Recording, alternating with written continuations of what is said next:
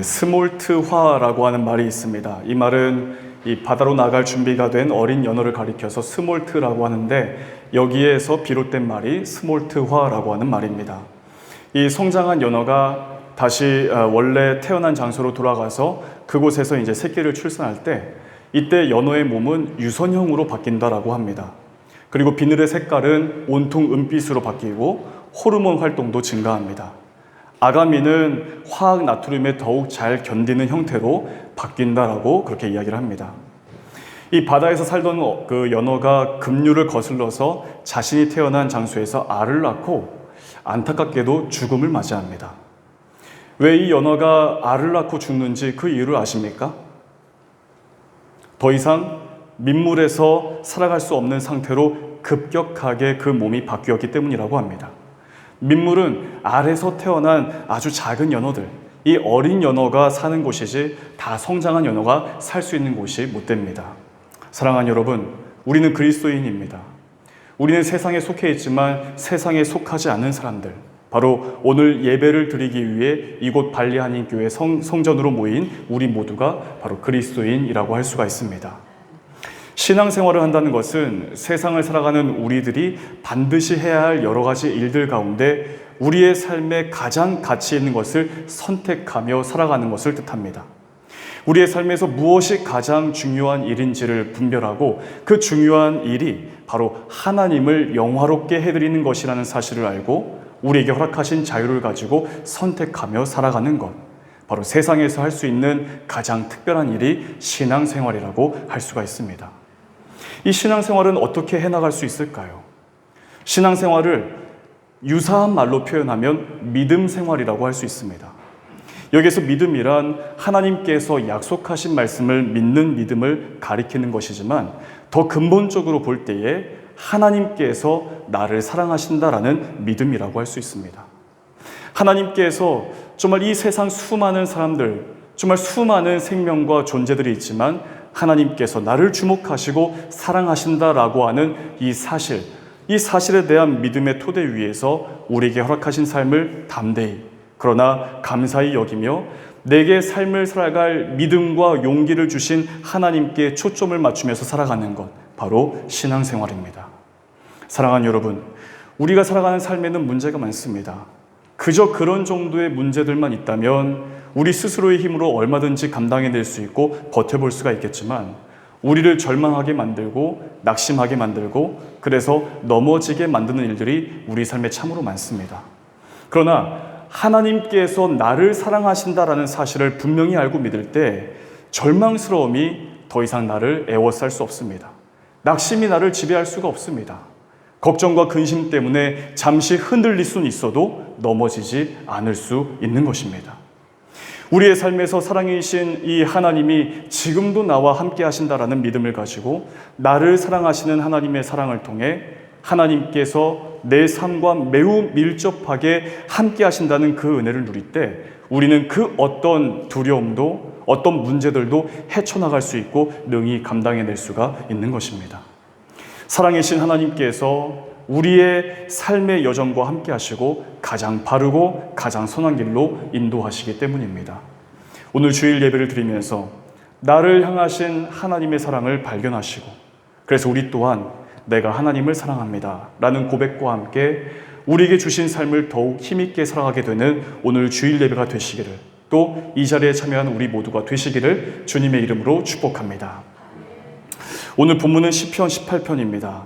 오늘 본문의 시인은 우리가 잘 알고 있는 다윗입니다. 우리가 보통 다윗이라고 하는 인물을 생각해 보면 이렇게 생각하기가 쉽습니다. 그의 얼굴에는 구김이 없고 늘 자신이 넘치고 능력 있고 모든 면에서 훌륭한 사람이라고 하는 이미지를 쉽게 생각해 볼 수 있습니다. 사실 정말 그런 사람이죠. 그런데 이 다윗의 삶을 조금 더 깊숙이 들여다보면 정말 과연 무엇이 그의 삶을 지탱해 주었을까라는 생각이 들 정도입니다. 그는 10년이 넘는 세월 동안 도망자로 살았습니다.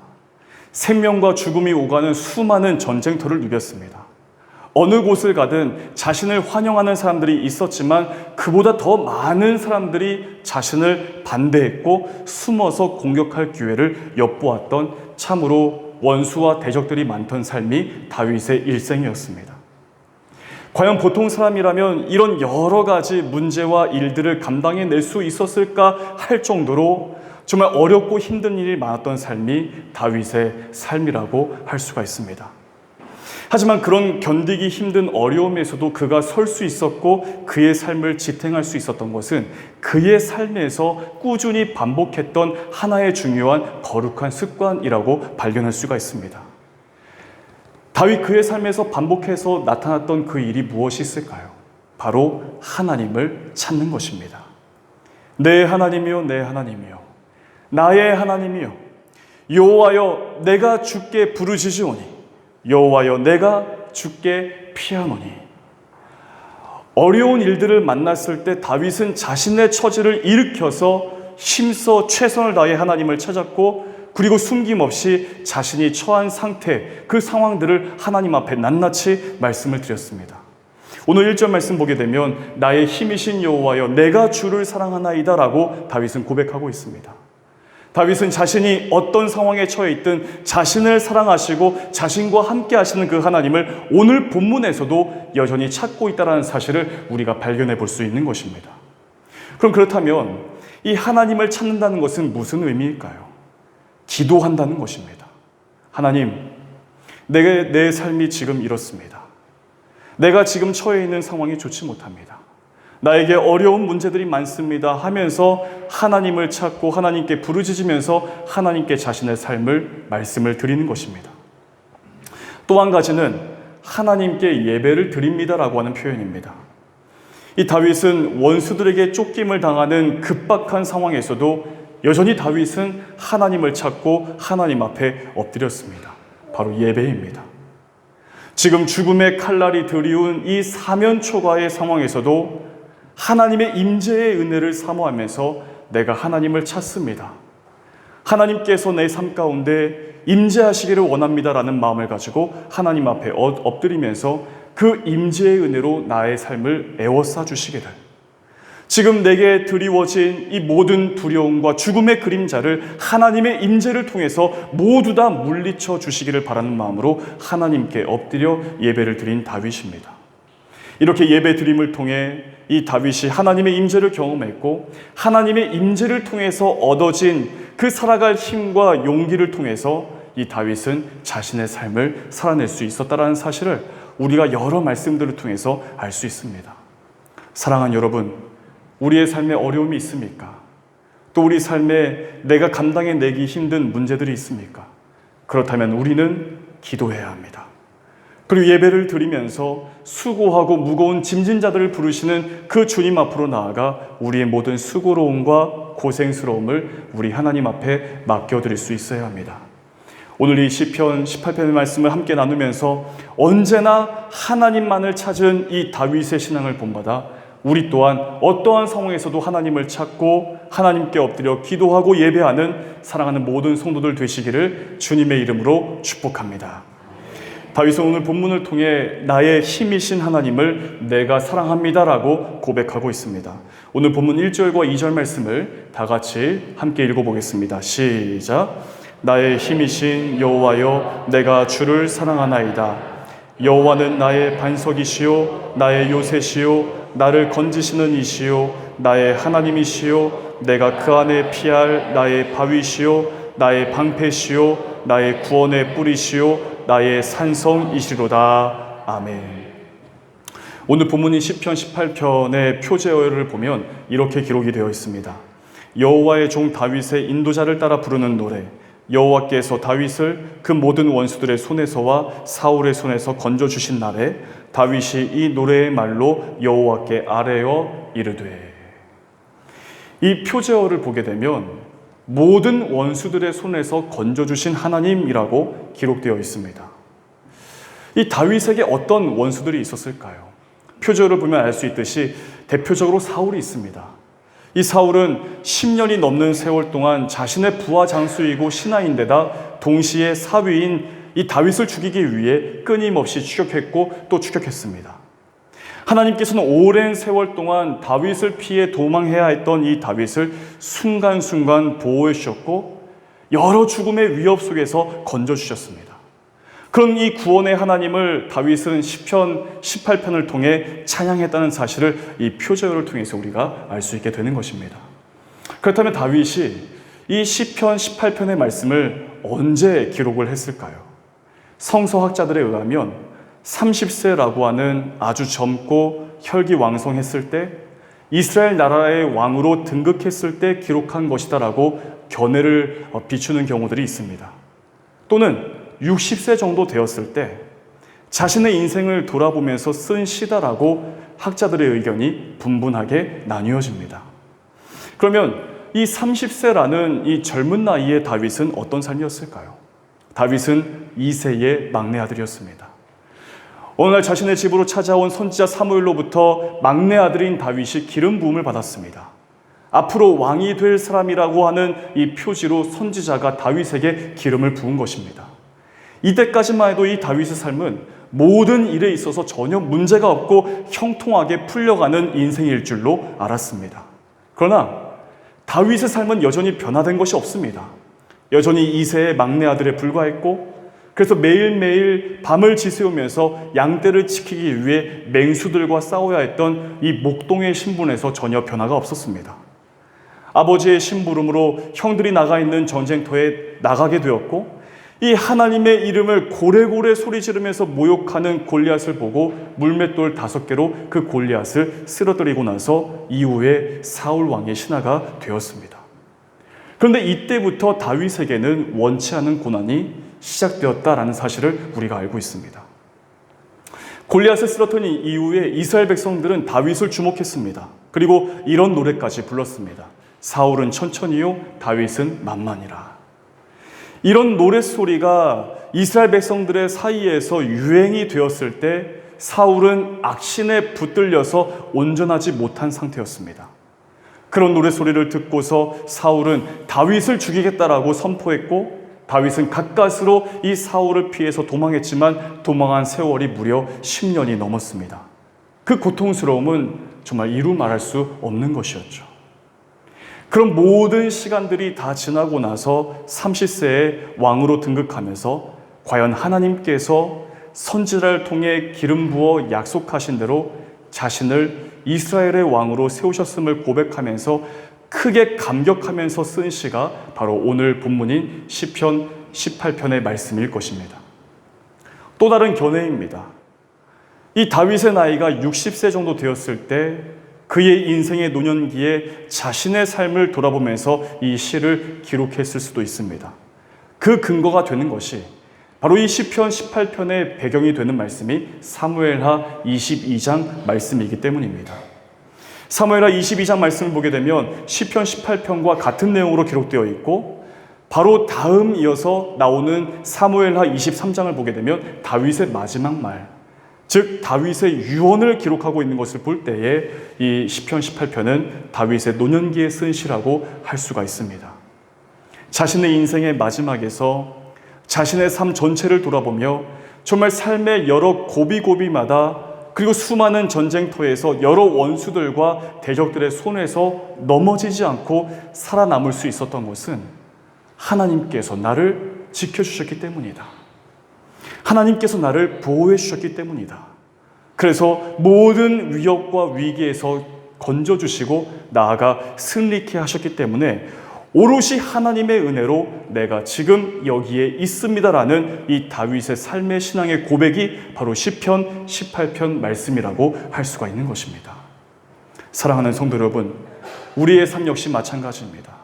이 다윗의 정말 일생이 담겨져 있는 이 삶의 신앙 고백이 담긴 이 시편 18편 말씀을 통해서 우리의 삶에도 여러 문제가 있고 정말 감당해야 할 고비고비의 어려움들이 있지만, 그런 모든 삶에서 다윗과 함께 하신 하나님이 문제에서 건져내실 뿐만 아니라 승리하게 하셨다는 사실을 묵상하면서 다윗과 함께 하신 하나님이 지금 나와도 함께 하시는 하나님이시라는 사실을 믿음의 눈으로 바라볼 수 있는 우리 모두가 되시기를 바랍니다. 그렇다면 다윗은 이 자신의 삶에서 고비고비마다 어려움과 또 감당해내긴 문제들 앞에서 그가 넘어지지 않고 설 수 있었던 그 이유가 무엇일까요? 어려운 상황에서도 여전히 하나님을 찾고 하나님께 엎드릴 수 있었던 그 이유가 무엇일까요? 바로 하나님께서 다윗 자신을 사랑하신다라는 이 사실에 대한 확신이 그에게 있었기 때문입니다. 다윗은 1절에서 이렇게 고백합니다. 우리 1절 말씀을 다 같이 읽어보겠습니다. 시작. 나의 힘이신 여호와여, 내가 주를 사랑하나이다. 아멘. 내가 주를 사랑합니다. 다윗 자신이 하나님께 사랑받고 있음을 확신하고 있었기 때문에 내가 주를 사랑합니다라고 고백할 수 있었던 것입니다. 그래서 1절과 2절 말씀을 보게 되면 반복해서 나오는 표현이 있습니다. 나의 힘이신 여호와요, 나의 반석이시요, 나의 요새시요, 나의 바위시요, 나의 방패시요, 나의 구원의 뿔, 나의 산성입니다. 나의 하나님, 나의 하나님. 이 나의라고 하는 표현을 반복해서 사용하고 있습니다. 하나님을 나의 하나님이라고 고백할 수 있었던 것은 바로 다윗 자신이 하나님과의 관계의 거리가 아주 가깝고 밀접하다라고 인식하고 있었기 때문에 나의 하나님이라고 고백할 수 있었습니다. 심지어 마치 하나님이 다윗 자신만을 생각하시는 하나님이신 것처럼, 다윗만을 주목하시고 다윗만을 사랑하시는 하나님이신 것처럼 생각이 들 정도로 정말 매우 밀접하게 관계하고 있는 이 나의 하나님이라고 하는 고백을 통해서 우리가 알 수 있게 되는 것입니다. 제가 한국에서 동안교회를 섬길 때 저희 아들은 이 동안교회 부속 유치원인 동안유치원에서 생활을 했습니다. 제 사무실에서 이렇게 내다보면 저희 아들 휘영이가 놀고 있는 이 유치원 놀이터가 이제 쉽게 보였습니다. 그리고 유치원에서 교회 건물을 이용할 때가 많았기 때문에 종종 이렇게 교회에서 우연을 가장한 그런 일들을 가지고 우리 아들을 만나기도 했었습니다. 근데 한 번은 이런 적이 있었습니다. 우리 담임 목사님께서 이제 산책하시기 위해서 유치원 놀이터 옆에 이렇게 이제 걸을 수 있는 공간이 만들어져 있는데 그곳을 걷고 있었습니다. 그런데 그때 마침 휘영이 반에서 야외 활동하는 시간이었는데 그때 제 아이가 한국 나이로 6살에 불과했습니다. 근데 우리 휘영이가 목사님을 발견하자마자 얼른 목사님께 뛰어가서 뭐라고 했냐면 안녕하세요 할아버지 목사님, 이렇게 인사를 한 거예요. 그러면서 친구들에게 이렇게 소개를 했다고 합니다. 내 목사님이야, 내 할아버지야. 그리고 친구들을 다 데리고 목사님께 데리고 가서 이렇게 이야기를 했다는 거예요. 목사님, 얘가 은강이고요, 얘가 은찬이고요, 얘는 서윤이고 얘는 하진이에요 하면서 7명의 친구들을 목사님께 소개해 주었던 일이 있었다라고 합니다. 저는 사실 그때 그 사건을 알지를 못했어요. 왜냐하면 저는 일을 하고 있었으니까. 근데 목사님께서 너무 기분이 좋으셔서 저희 부목사님들을 모아놓고 회의를 시작하면서 이 이야기를 꺼낸 겁니다. 장 목사님 아들 휘영이가 나한테 와서 인사를 다 했다고, 자기 친구들 다 소개해줬다고, 너무 마음이 좋았다고 하면서 그런 이야기를 하신 적이 있었습니다. 근데 제가 그 이야기를 듣고 정말 특별하게 생각했던 것은 담임 목사님을 가리켜서 내 목사님이야 라고 소개했다는 점에 저는 특별하게 생각했습니다. 우리는 보통 어떻게 이야기합니까? 우리 목사님, 우리 담임 목사님이라고 이야기하지 않습니까? 근데 내 목사님, 게다가 휘영이한테는 할아버지가 2명이나 있습니다. 그런데 또 한 명의 할아버지라고 하는 거예요. 내 할아버지. 그러면서 제가 그 얘기를 들었을 때 얘는 저 담임 목사님이 정말 가까운 분이라고 생각하고 있구나. 나는 정말 어려운 분인데, 좀 가까이 하기에는 조금 쉽지 않은 분인데 얘는 그렇게 생각하는구나. 사실 우리 동안교회 부목사님들이 얼마나 많이 있겠습니까? 동안교회 교역자만 50명입니다. 부목사님들 수만 15명입니다. 그 많은 목사님들에게 가정이 있고 또 자녀들이 있는데 그 자녀들 이름을 우리 담임 목사님이 어떻게 다 아실까요? 그런데 그때 유치원에서 만났던 그 기억 때문에 저에게도 지금 종종 연락을 주시는데 전화 주실 때마다 이렇게 물어봅니다. 장 목사님, 휘영이랑 사모님 잘 있죠?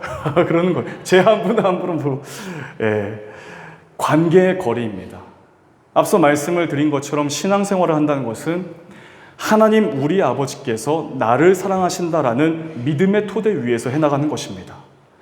이 사랑이라고 하는 것은 하나님과 나 사이의 관계의 거리를 아주 밀접하고 가깝게 만드는 아주 중요한 촉매제라고 할 수가 있습니다. 그래서 하나님이 나를 사랑하신다라는 사실을 분명히 알고 믿을 때 그의 마음에는 어떠한 일들이 있어도 절망스러움이 없는 것입니다. 하나님께서 나를 사랑하신다라는 믿음이 있을 때 넘을 수 없는 산이 없고 건너지 못할 강이 없는 것입니다.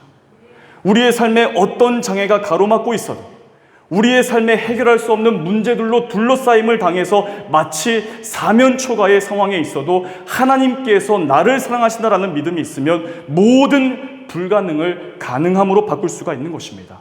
바로 이것이 신앙이고 믿음 생활이라고 할 수가 있는 것입니다. 믿음의 조상인 아브라함의 믿음 역시 이와 같은 믿음이었습니다. 로마서 4장 17절 말씀을 보게 되면 아브라함이 가졌던 믿음에 대해서 이렇게 말씀합니다. 기록된 바 내가 너를 많은 민족의 조상으로 세웠다 하신과 같으니 그가 믿은 바 하나님은 죽은 자를 살리시며 없는 것을 있는 것으로 부르시는 이시니라. 히브리서에서는 하나님의 부르심을 받았을 때 그때 당시 아브라함의 상태에 대해서 이렇게 말씀합니다. 갈 바를 알지 못하며 나아갔으며 죽은 자와 같은 한 사람으로 말미암아. 앞이 보이지 않는 인생길이었습니다. 단 한 명의 자식조차 없었던 희망 없는, 그래서 마치 죽은 자와 같은 삶에 불과했지만 하나님을 향한 믿음을 붙들고 그래서 불가능함을 가능함으로 죽은 자를 살리시고 없는 것을 있는 것으로 부르시는 하나님을 경험하면서 이 아브라함이 믿음의 여정을 감당해 나갈 수가 있었던 것입니다. 하나님께서 나를 사랑하신다라는 분명한 확신이 있을 때 그 믿음은 하나님을 저 멀리에 계시는 하나님이 아니라 지금 나와 함께 하신 하나님, 나의 하나님, 나의 구원이신 하나님, 나의 요새가 되시고 나의 방패가 되시고 나를 도와주시고 나의 산성이신 하나님이라는 그 믿음이 생기면서 나 역시 하나님을 향해 내가 주를 사랑합니다. 내가 정말 나의 온 일생을 다해서, 나의 온 힘을 다해서, 내 온 마음을 다해서 내가 하나님을 사랑합니다라고 고백할 수가 있는 것입니다. 그러나 하나님께서 나를 사랑하신다라는 이 믿음이 흔들려서 약해질 때면 우리의 삶까지도 흔들리기가 쉬운 것입니다. 왜 그럴까요? 하나님께서 지금 나와 함께 계시는데도 하나님이 보이지가 않습니다. 하나님이 내 삶과 멀리 동떨어져 계시고 저 멀리에 숨어 계시는 것처럼 여겨지기 때문에 내 삶이 불안하고 그래서 어떤 작은 문제들 앞에서도 쉽게 흔들려서 넘어질 수밖에 없는 것입니다. 다윗은 그 사실을 알았습니다. 다윗 자신을 사랑하시는 하나님이 내 삶의 모든 힘의 근원이시다라는 사실을 다윗은 알았습니다. 그래서 나의 힘이신 여호와여라고 고백할 수 있었고 더 나아가 나의 힘이 되신 그 하나님을 내가 사랑합니다라고 다윗은 고백하면서 하나님을 향해 노래하고 찬양할 수 있었던 것입니다. 사랑하는 우리 발리아니 교회 교우 여러분, 우리 삶에 어려운 문제들이 있습니까? 풀리지 않은 문제들 때문에 매일매일이 괴롭고 고통스럽고 근심이 됩니까? 분명한 사실은 하나님은 여전히 우리를 사랑하시고 지금도 우리와 함께 계시기를 원하시는 하나님이시다라는 사실입니다. 하나님의 사랑을 믿는 그 믿음이 약해질 때 하나님은 멀게 여겨질 수밖에 없습니다. 그러나 어떠한 문제들이 우리 앞에 놓여 있어도 하나님은 나를 사랑하신다, 하나님은 지금도 나와 함께 하신다라는 사실에 대한 믿음을 더욱더 견고히 하실 수 있기를 바랍니다. 그래서 다윗처럼 내가 주를 사랑하나이다라고 우리 역시 고백하면서 하나님과의 밀접하고 아주 가까운 그 관계의 은혜를 누리면서 이번 한 주간을 살아가시는 우리 모두가 되시기를 바랍니다. 한 주간 우리가 살아갈 이 삶의 현장에서 나와 함께 하시는 그 하나님, 나를 사랑하시는 그 하나님을 향해 나의 힘이신 하나님, 내가 전심으로 나의 하나님을 사랑합니다라고 고백하면서 그 믿음의 고백을 따라 나의 반석이시고 나의 요새이시고 나의 구원이신 그 하나님 앞에서 승리하며 살아가는 우리 모두의 삶이 되시기를 우리 주 예수 그리스도의 이름으로 간절히 축복합니다. 기도하겠습니다. 나의 힘이신 하나님, 내가 하나님을 사랑합니다. 내게 어떤 문제가 닥쳐오고 어떤 어려움이 있어도 하나님이 나를 사랑하신다라는 사실을 믿음으로 붙들면서 나의 모든 삶을 다해 내가 하나님을 사랑합니다 고백하며 우리와 함께 하시는 하나님 안에서 살기를 원합니다. 나의 반석이신 하나님, 나의 요새가 되시고 구원이 되시고 산성과 같이 우리를 지키시고 보호하시는 그 하나님을 이번 한 주간 살면서 경험할 수 있기를 원하오니 하나님과 함께하는 삶의 은혜와 평강으로 가득하게 하시고 승리의 소식이 우리 공동체 가운데 크게 나누어지게 하여 주시옵소서. 모든 말씀 우리 주 예수 그리스도의 이름으로 간절히 기도하옵나이다. 아멘.